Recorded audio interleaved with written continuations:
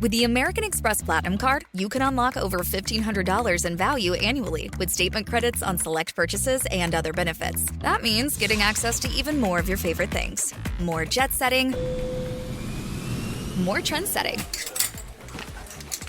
and more resetting. And downward dog.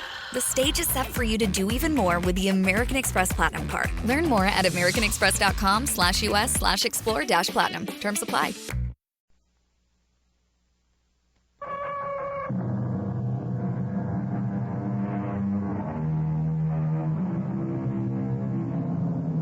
Come in. Welcome. I'm E.G. Marshall. Many of the tales I bring you could be called Gothic. This has become an umbrella word to cover so many things.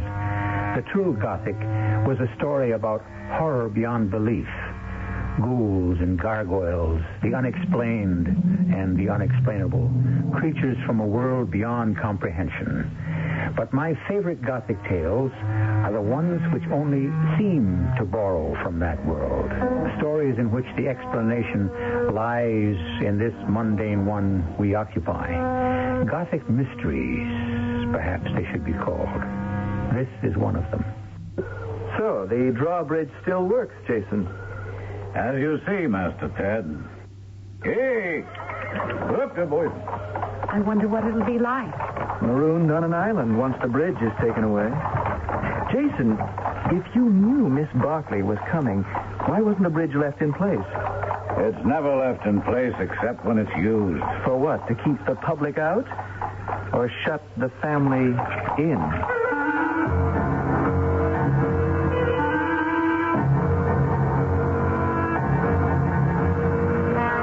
Our mystery drama, The Deathly White Man, was written especially for the Mystery Theater by Ian Martin and stars Betsy Palmer.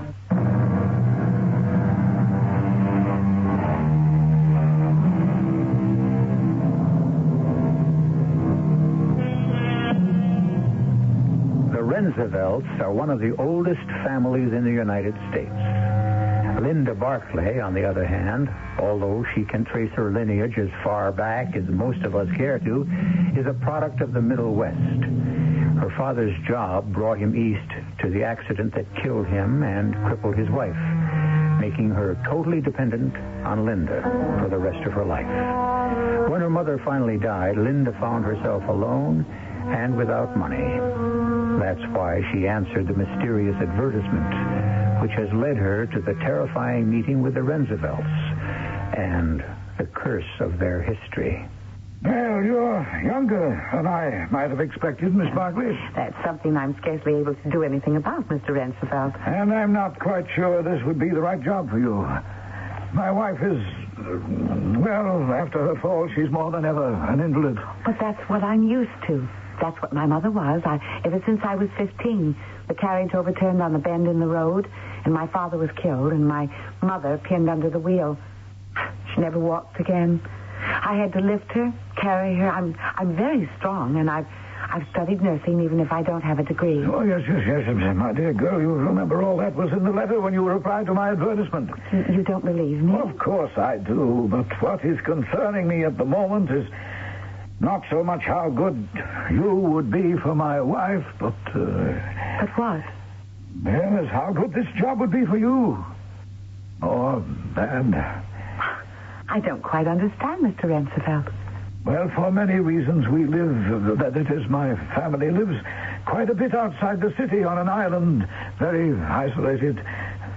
My wife had a difficult time when our son was born, and in recent years her mental health has been... Well, she retrogresses year by year. Oh. She can be very difficult at times, especially now since her injury. It's so much more difficult for her now that she can't... Now that her mobility is impaired because of what happened, she mustn't... No. I'm afraid you'd have to be a kind of jailer, too, and make sure that she keeps to her own quarters and... Very well, then. Let's see how it works out. How soon can you leave? As soon as I can pack. By tonight. No. I shall drive up by carriage tonight myself. I need a little time to prepare my wife and the household for your arrival. You can take the train up tomorrow to Cobb. My housekeeper's son, Jason, will meet you at the train. His name is Jason Greaves. Is it a large menage? No, just Mrs. Greaves, my wife, Jason, a cleaning woman, and a maid or so, and myself, of course, when I'm there. Business holds me a good deal to the city. Now, do you need money? No, better than that. Here are some traveling expenses. $50? Well, that's far more than enough. We can straighten things out once you get to Broomwagon. Where? Oh, I'm sorry. That's the old Dutch manor that we live in, built over 3 centuries ago. Oh. How did Mrs. Roosevelt injure herself? Why, she fell down a flight of stairs. We don't know why. There were quite severe head injuries, and she's now confined to a wheelchair.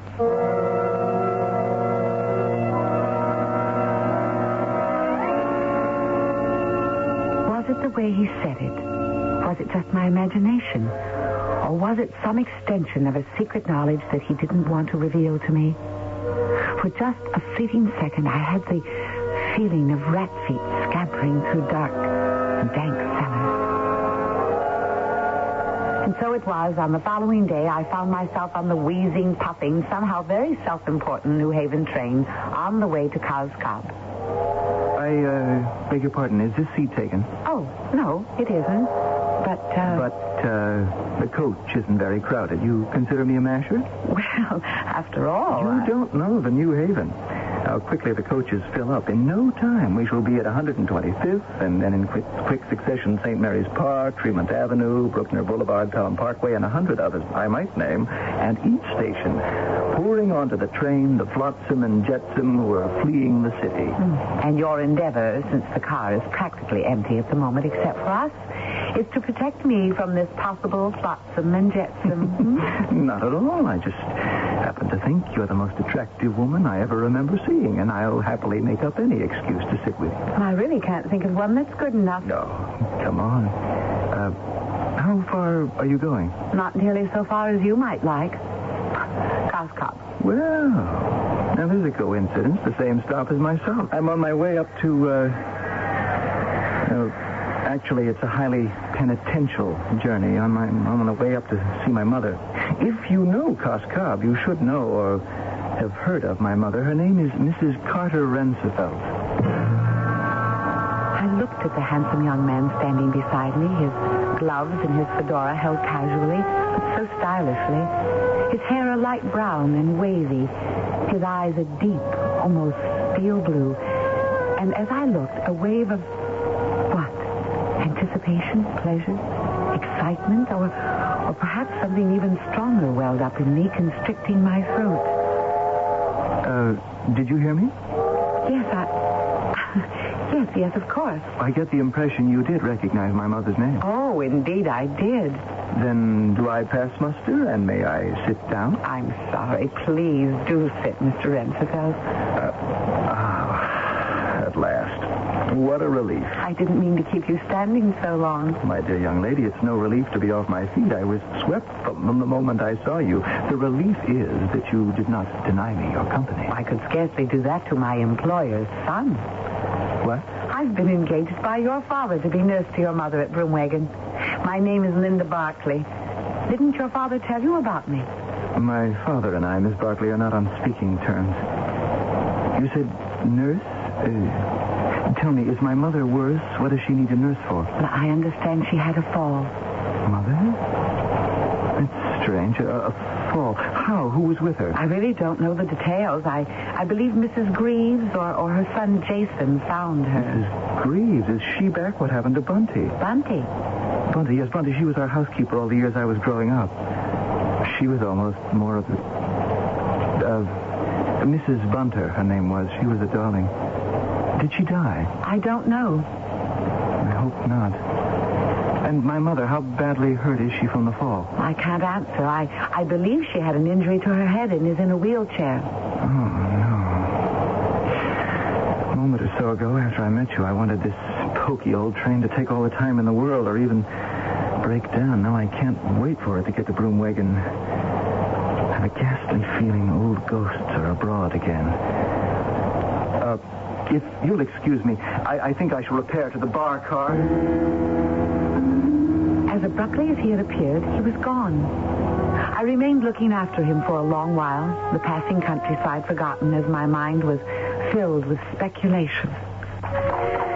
Jason Greaves was taller than my employer's son and heavy and dark and powerful looking, but his teeth had been startlingly white against his swarthy complexion as he greeted me with a smile that faded as quickly as it had come when he saw Mr. Roosevelt Jr.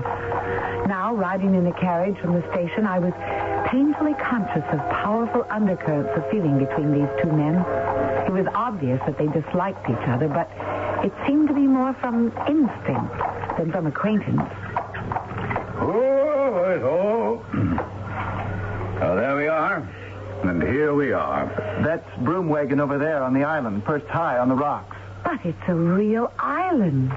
Open water all around. Oh, what happened to the bridge? Must we go by boat?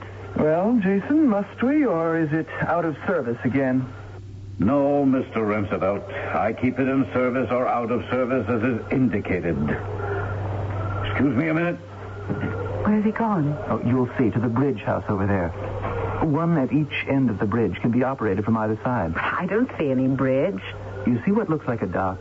Over on the island side. Yes. Yep. Now watch it. It's hinged in the middle and operated partly by hydraulics, partly by the set of the tide, and part by counterweight. See? Look at that. It opens just like a huge arm. And when it's straight, it reaches from shore to shore. Some people, like my father, who belongs back in the Middle Ages, must have their precious privacy at all costs. Look at that nonsense. It's ingenious, isn't it? Why, it's incredible. Like the man who spawned it. And the rest of our private brood, whom you were about to meet. Unless you want to fly now while you still have the chance, Miss Barkley. I don't know what you mean. Well, I'm not sure I do myself. It's just a feeling I have about my dear ancestral birthplace. So, the damn thing still works, Jason. As you can see, Master Ted. As long as you know how to handle it. Hey! Up there, boys. Don't look so scared, Linda. Scared. Jason, why the devil, if you knew Miss Barkley was coming, even if you didn't know about me, didn't you leave the bridge in place? Mr. Roosevelt's orders. It's never left in place, except when it's to be used. By whom?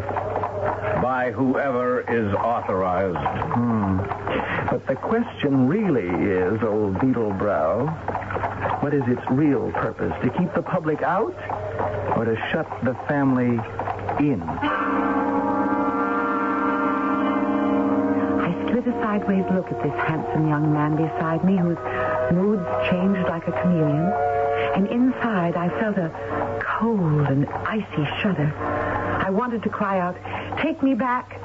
But we were already over the bridge and on our way up the steep driveway that wound its way up to that great dark house. In the gathering dark, it loomed like some huge monster, and I had a feeling of terror lurking in and around it, and unnamed things that cried out in the night.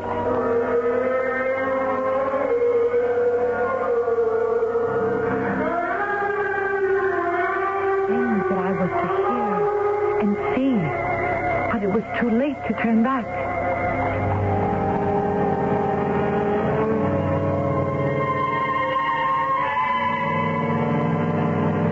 Dear me.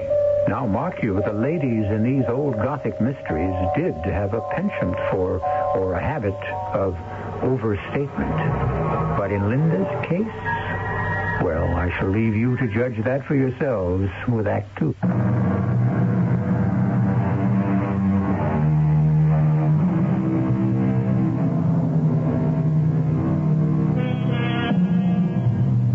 One element is never missing from all true Gothic tales.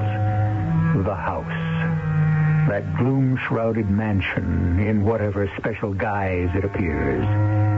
Broomwagon. High on a rocky island, barely separated from the Connecticut coastland, which some ancient Roosevelt ancestor built.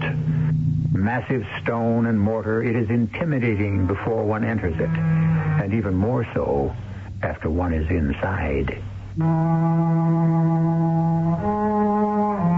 The first night, I didn't meet my patient. Mrs. Greaves, the housekeeper, served us all dinner, and we retired early. My room was on the second floor, right next to Mrs. Rensevelt's bedroom. Mrs. Greaves had told me, but quite a way beyond it as you went down the hall. I had stopped for just a moment in curiosity outside my room to the patient's door, and then quickly, ashamed of myself, moved to my own room and had just entered when I heard the sound of a door closing and a key in the lock. I looked out, and Mr. Ted Rensevelt was in the hall. Oh, I'm sorry, Linda. Did I disturb you? No, just the sound of the door attracted my attention. I was with, my mother. How is she? Asleep. You look a little strange. It's nothing, just that... nothing. Oh, come on, you can't fob me off like that. What is it? Oh, silly. I thought you came from that door on the other side of the hall. That? No, scarcely. That goes to the third floor in the turret rooms. Part of the house that's been shut off for years. Nobody uses that door. I'm sorry. It was just an impression. Linda, trust me. Believe me, I may be the only one you can in this house.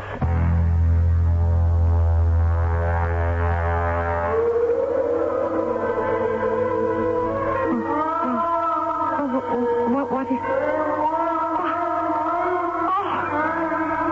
a dream. That's all a dream. I remember waking up that first night at Broomwaken, somewhere far away as from another world, and yet I knew it was in the house. There was this terrible, agonizing animal sound. Alone in that strange, dark room with the massive oak chests and the high, ornate wardrobes pressing in from the walls, I could feel the panic, bitter as bile, in the back of my throat. But either it was a nightmare, or I was worn out from excitement and the long journey, for suddenly it was morning, and the sun was streaming in. Oh, mercy, child, you startled me. Oh, you're up early, surely. But I couldn't sleep. Why? Oh, the excitement in a new place, I suppose. You know, new surroundings. Oh, is that all? What more should it be? You didn't hear anything? What sort of thing? Oh, anything out of the ordinary. Well, I was half asleep in the middle of the night, and I heard I don't know how to describe it, even if I really did hear it. Oh, it's probably a bad dream. This musty old house produces a lot of sounds. Perhaps it was the madam. No, it sounded farther away than that. Oh, you can't rightly tell. It's echoey, like a tomb here. You never know what you're hearing or where it's coming from. Well, I have coffee on and bacon frying. Will you have eggs? Just some juice and coffee and toast is enough for me. Stomach a little queasy, huh? Yes. Well, I'm not surprised. Look, this is no place for a girl like you. Pick up your skirts and run while you have the chance. While she has the chance for what, Mrs. Greaves? Oh, I didn't know you were there, Master Ted. I'm sure you didn't. Because weren't you advising Miss Barkley to get out of here before she's even found out what the job is all about? Oh, not exactly. Oh, but you've seen your mother. It's a very difficult job for a young girl, and Whatever you want, Mrs. Greaves, I want her to stay. And my father's engaged her. You and your son are the ones I'm surprised to see back here. Well, it's where I belong. I'll know better about that soon. Come on.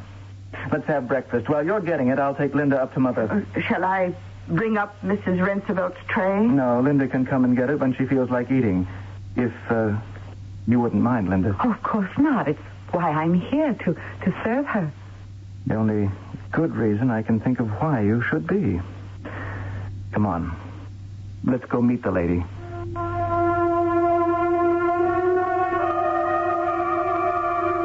I don't know what I expected, but certainly not what I saw.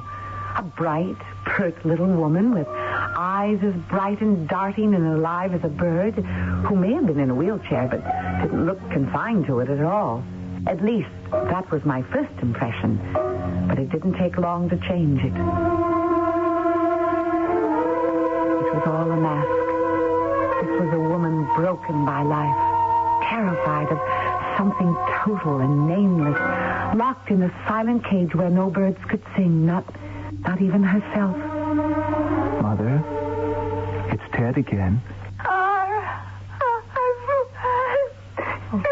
She's trying to say something, Ted. What? I don't know. I wish to God I did.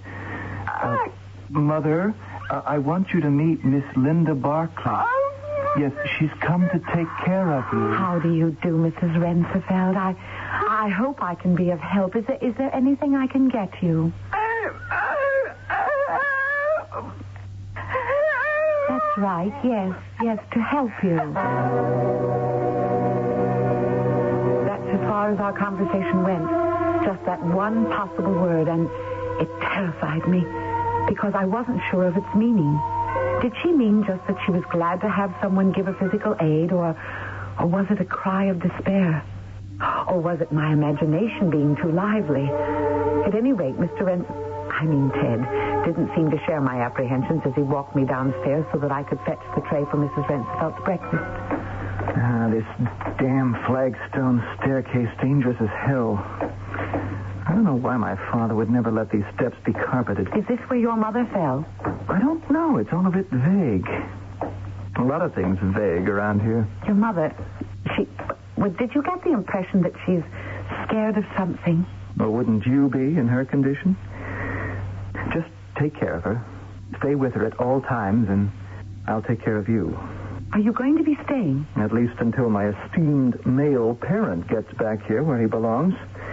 Excuse me? Oh, is the madam ready for breakfast? Linda can get it for her and her own and take them up. I want to talk to you for a moment. I'll prepare the breakfast. Mrs. Greaves, what happened to Bunty? Why, she was a very old woman after all, Master Rensenfeld. She just died. How? In her sleep. We found her dead in her bed. We? Who is we? Well, actually, it was Jason. Jason? How could he find her? What was Jason doing here? Well, your father had been nice enough to hire my son for general work, you see, and he was living in.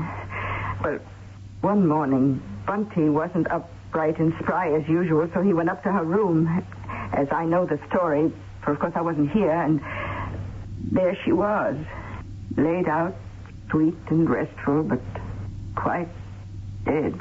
I wish I'd known. It was quite a shock to me to learn it this late. Oh, but I thought you did. Jason said you were up here the very night she died in Cascab. Oh, I was, but the damn bridge was sewed up tight. I couldn't seem to attract anyone's attention. So I had to go back to New York. Oh, well, didn't your father tell you? My father and I haven't talked since... Yeah, perhaps you're right. I suppose family skeletons are best left in the closet. Except what? They ought to be kept in the family and not involve any more people than already have to live with them. I couldn't help overhearing most of the conversation, and especially that last. For while I kept myself busy at the stove, my eyes glued to making toast and eggs and so forth, I was only too aware that Ted's eyes, at least, were looking towards me. What is it they're all afraid of, I kept thinking to myself. Not only then, but through the rest of the day and the days that followed. Until a special night. Not so much later when I woke up in my own bed hearing...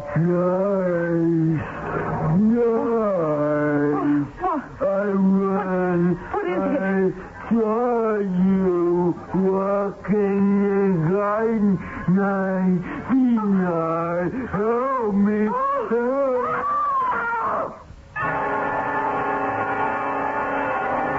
I was ashamed of myself. But it was a primitive reaction. Above me, in a dream or in waking, had loomed a face from the churchyard or the grave. Parchment white, drained of blood. Was it vision or reality? You all right? Yes, I'm sorry. What happened? I don't know how to say it. There was a someone or something here. Pale white as a ghost and not quite human. And a bad dream. What else? I'm sorry. You must be right. It's just...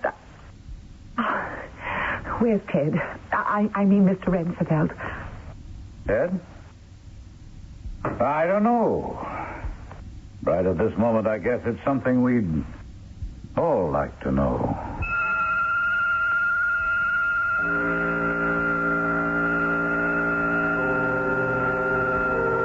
So there we have it, the basic of the Gothic premise. What has this sweet, innocent young girl got herself entangled in? What web of mystery and death? And how can she handle it? Or at least extricate herself before it's too late? I shall return shortly with Act 3. Hey, guys, if you're 18 or older, you can be a leader in scouting. I mean it. Scouting today's a lot more than you think.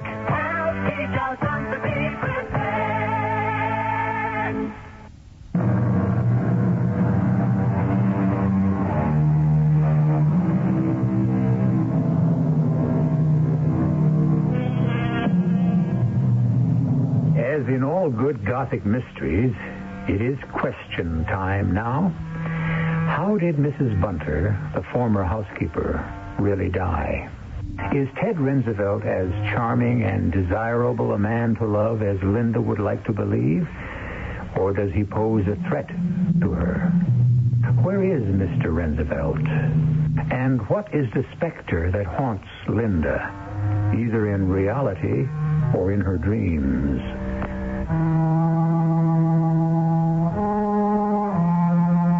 The following days were the strangest of my life.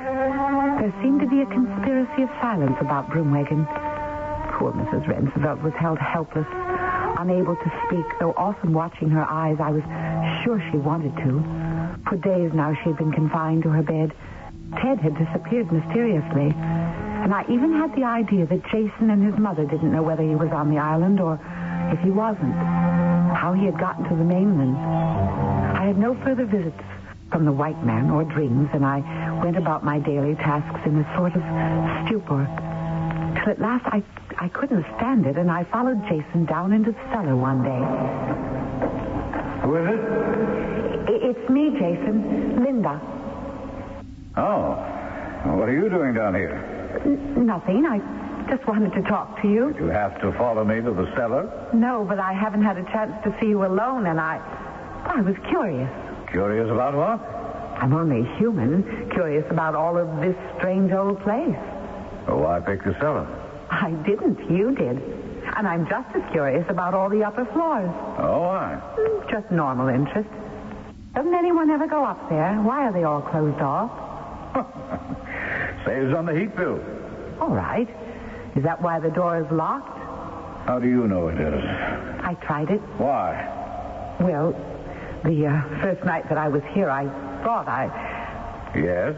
But I thought I saw Ted, Mr. Rensenfeld Jr., coming from that door. Well, did you now? And why would he be going up there? Well, maybe to visit someone? Jason, is there someone else up there or living in the house, someone that I haven't met? I don't know what you mean. I don't understand. I'm really quite level-headed normally, but this man, the man with the parchment face and the snow-white hair, the one who sometimes wanders at night. You're not sounding very level-headed now. Oh, I guess not. Oh, I am sort of scared. Well, then, Linda, want to take my advice? Get out. Get out while the getting's good. That's what your mother said. My mother isn't always so smart, but if she warned you off, then she was. But what do I have to be afraid of? I'll let you answer that question for yourself, since you were the one who brought it up. I just can't walk out without seeing... Where is Mr. Rensenfeld Sr.? Doesn't he ever come here? He'll be here at the end of the week, but if I were you, I wouldn't wait for him. Why not? I have to be paid. Jason, is Miss Barkley down there with you? Yes, Mom, what is it? It's Mrs. Rensenfeld. She's having some kind of a fit or something. I think she needs her nurse. As I hurried up the stairs with Mrs. Greaves, I sensed that her summons was not as urgent as it seemed to be. So I took the opportunity to ask a few questions I hadn't had a chance to. just that I'm so worried about the poor little thing. Mrs. Greaves, Ted, Master Roosevelt, when I first met him, said that he was surprised that you were back. You worked here before? Oh, dear me, yes. I started out as the upstairs maid when we had a whole proper staff here with a butler. But you left. Well, I had my first, Jason to bring up, and when his father left us, I had to be home with him. You started to say you were first. Do you have another child? Oh, no, I had one born who was dead to me. Oh, but here we are. You'd better have a look at them, madam. I went into Mrs. Roosevelt with so many questions I would have liked to have asked unanswered. I found her in physically acceptable shape, but nervous, and she seemed to want to be alone with me. Everything under control, Mrs. Greaves. I'll stay with her now. She is a bit much for a little slip of a girl like you. I can handle her if you want to go. Everyone seems in such a hurry to get rid of me. Oh, I didn't say so. You intimated it, and both Jason and Ted have said so flatly. Why am I not wanted? Well, maybe they were thinking of you and your well-being. Am I in some danger? You don't answer. Is it the ghost or whoever he is, the one that lives upstairs? What do you know about upstairs? Nothing yet. Well, then leave it. Forget it. And if you won't go, then mind your own business. You're like Alice in Wonderland, curiouser and curiouser. Oh, Miss Roosevelt, did you want something? Where? My son? Oh, I don't know where he is. I'm sorry. No. Not after what, dear? I'm sorry, I don't understand. You don't know my son.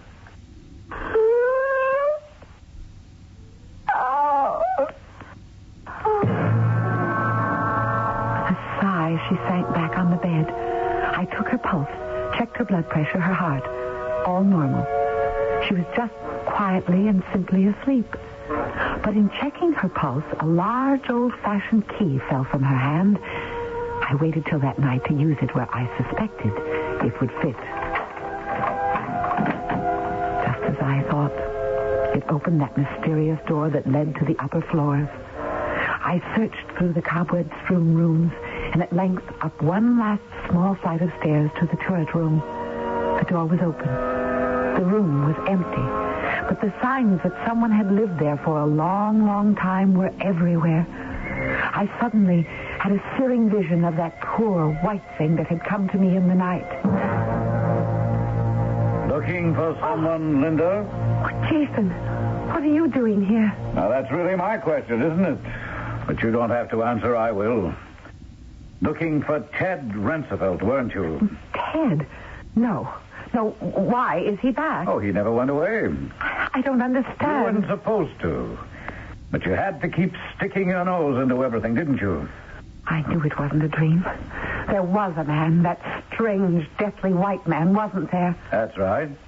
The real Ted Roosevelt. Last of the Roosevelt line. What about the Ted Roosevelt that I met on the train? Oh, you mean my half-brother? I don't know what I mean. I'm so confused. All right, then, Linda, let me put you straight. 27 years ago, my mother was a maid in this house. I was only a few years old and boarded out. My mother couldn't take care of me herself. She had to work to support me because my father had died. Mrs. Roosevelt was carrying her first child, and my mother was carrying a child at the same time. It's the mad fancy of some random god that Mrs. Roosevelt went full term to bear a monster. While my mother had her child early, and he was perfectly healthy. You mean that strange white man is actually the real Ted Roosevelt? That's right. And the child my mother bore became the Ted Roosevelt you find so irresistible. But how? Oh, my dear, given most of the money in the world and proper isolation, anything can be accomplished. My half-brother simply replaced the idiot, For a price, of course. And the other child? Should have been strangled at birth. But Mrs. Roosevelt wouldn't hear of it, so he was hidden away. Hidden away? To molder into dust in this prison here? Oh, the poor man. No wonder he's as pale as a ghost. But what's happened to him? What have you done with him? Just moved him to the cellar, nearer the scene of action. Besides, he'd grown much too crafty about escaping from upstairs. Well, now, what do you mean, the scene of action? It's all coming to a head, my dear. It's too bad you had to get involved. I told you to get out. However, it doesn't matter now. It'll all be over by tomorrow night. What will all be over? Come along with me. I'm taking you to the cellar to join some friends. No, I don't want to go to the I cellar. could lug you there bodily, but why make the effort? Alive, I'd have to fight you, and dead, you're only weight. Oh, yes, and there is a Santa Claus who brought me this for Christmas. It's a gun. Oh, now, don't make me use it, please. Obediently, I descended all the stairs from the turret room to the cellar, and then deeper to the sub-cellar. There was a big cave there with a harbor that looked out to the sea, and a large motor cruiser was moored at a deep-water dock deep in the cave, almost directly under the house. There were some men in the cockpit, and one heavily bearded one who slung himself ashore with an easy cat movement and came to us. We've got too much writing on this to take any chances. Take the girl and put her with the others. The man with the beard took me to a door, opened the bar, and shoved me in. It was sort of a marine storage room, windowless with no way out except the door. And I was not alone. With me was that deathly white man and Ted. The man I knew as Ted Roosevelt. Good Lord, Linda, they've got you too. Why? Why, you? And... Yes, poor gentle thing. He doesn't understand what's happening. What is happening, Ted? Oh, I don't know where to begin. Jason's been blackmailing my father. Well, the man I always thought was my father till I uncovered the family secret. And when you found it out, he made you a prisoner? The world's prize sucker. I came home to verify some suspicions I've had for years and was careless enough to let my mother, my real mother, Mrs. Greaves, put some knockout drops in something I drank before I went to bed. I woke up here with my, what is he? Brother in misfortune. The poor thing. How could anyone hurt him? How could anyone hurt him more? But, Linda, he has less to worry about than you and I. We've got to get out of this. What do we have to worry about? My father. What? The man who wants to think of me as his son. Can you imagine this nonsense? This rage for immortality. This crazy passion to have the line carried on as if we were an ancient line of kings. Carter Roosevelt, above anything else, must have an heir to satisfy him. And it can't be this poor creature. Want to go home? Now you will. But you are his heir. How can Jason hope Don't you see it, Linda? Carter Roosevelt is a very rich man. He's on his way here with a ransom to free me as of this moment. But that doesn't work. I mean, even if he pays it, the whole idea of kidnapping, extortion, whatever you want to call it, is that the criminal has to be anonymous. Now, if everyone knows it's Jason... Then, everyone who's a witness against him, including the old man, can't be around to testify. Well, that means all of us. How? That's how I got caught and put away. See, he has this whole place mined. He can blow Broomwagon sky high with one touch on the button. And he has his ship standing by to escape on. Well, how do we stop him?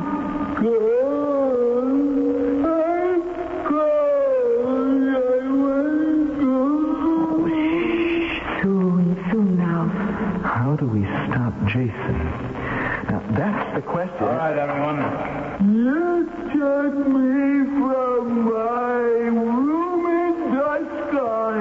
I go back now. All right, knucklehead, just stay where you are. I want to go home.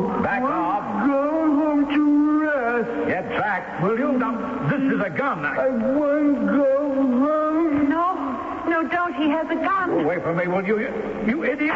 Oh, pain. That pain you did that. Oh, my wrist. No, stop me. Get your hands off my throat, you. No, Stay back, Linda. I'll get the gun. Linda, are you all right? Yes, but he's still choking him. Get his fingers off Jason's throat. I can't. They're locked tight. Well, it won't make any difference. His pulse is gone. I guess that poor white man didn't know his own strength. He strangled him? Partly. But first, I think he broke his neck.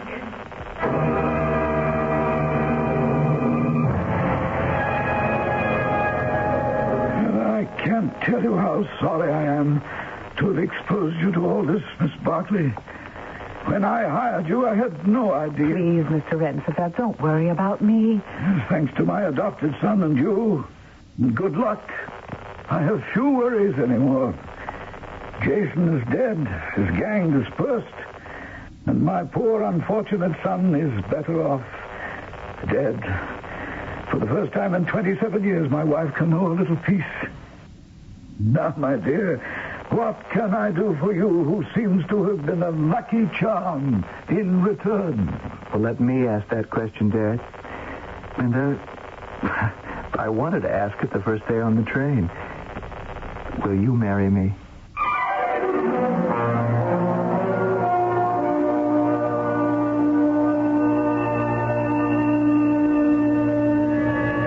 Now, there's the way a good Gothic mystery should end.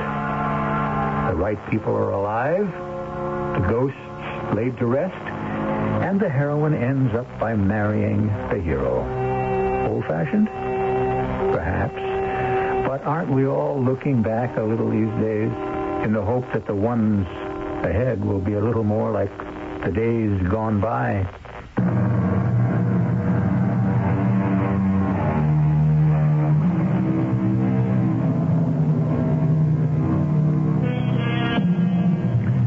Perhaps the guilt and the long agony of knowing she had concealed her real son brought freedom to Mrs. Roosevelt.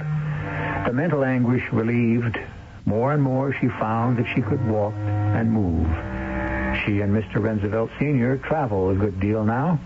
The younger Roosevelts have returned to New York and live as happy cliff dwellers.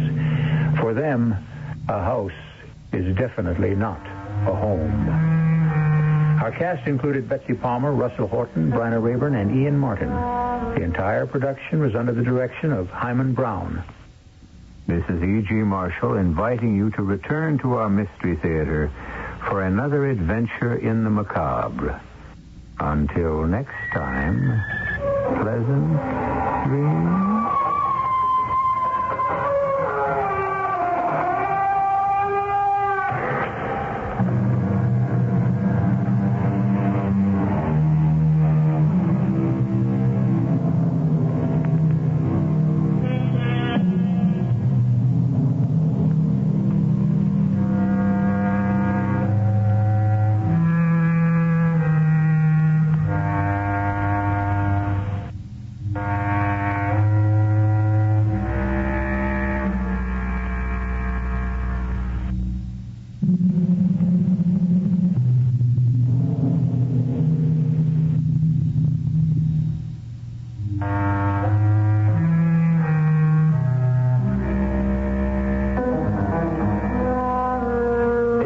With the American Express Platinum Card, you can unlock over $1,500 in value annually with statement credits on select purchases and other benefits. That means getting access to even more of your favorite things. More jet setting, more trend setting,